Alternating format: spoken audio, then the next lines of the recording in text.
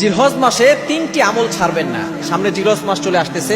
আগামী সোমবার সন্ধ্যার আগেই, বিশেষ করে যদি আজকে 27 তারিখ, আগামী সোমবার সন্ধ্যার আগেই আপনি এই 3টি কাজ অবশ্যই এমনভাবে করার চেষ্টা করবেন, যেহেতু জিলহজ মাস হচ্ছে আল্লাহর কাছে সবচেয়ে গুরুত্বপূর্ণ এবং আল্লাহর কাছে প্রিয় সময়।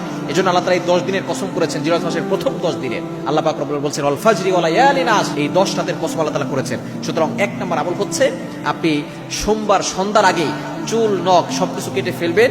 এই 10 দিনে আপনি চুল নখ, তারপরে অবাঞ্ছিত পশুগুলো কোনো কিছু কাটবেন না।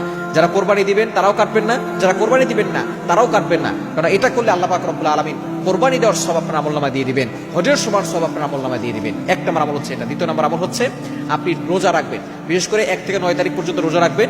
জিলহজ মাসের 9 তারিখ আরাফার দিনে রোজা রাখার চেষ্টা করবেন, কারণ এই দিনটা হচ্ছে শ্রেষ্ঠ দিন।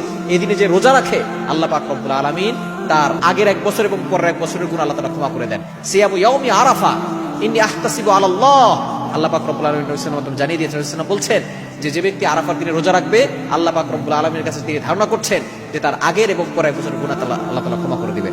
এবং 3 নম্বর হচ্ছে বেশি বেশি করে আল্লাহর জিকির করবেন, তাহমিদ তাসবিহ গুলো বেশি বেশি করবেন, তাকবীর বেশি বেশি করে দিবেন, লা সুবহানাল্লাহি ওয়াল হামদুলিল্লাহি ওয়া লা ইলাহা ইল্লাল্লাহু আল্লাহু আকবার, এই আমলগুলো বেশি